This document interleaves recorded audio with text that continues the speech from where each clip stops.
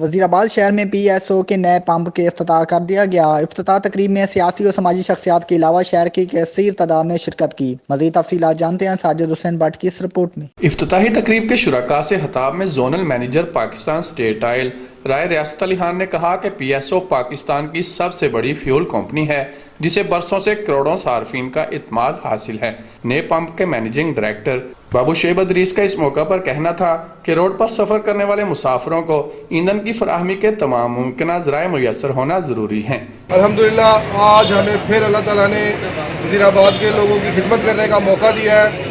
इंशाअल्लाह ताला जैसे हमने पहले वक्त गुजारा अपनी पुरानी साइड पे, इसी तरह ही वज़ीराबाद के लोगों की खिदमत इस जगह पे भी की जाएगी। PSO ने हमेशा इस बात का ख्याल रखा है और सियालकोट रोड पर अंदरूनी शहर इस पंप की तनसीब से हजारों शहरी मेयारी और काबिल एतमाद पेट्रोलियम मसनूआत से इस्तेफादा कर सकेंगे।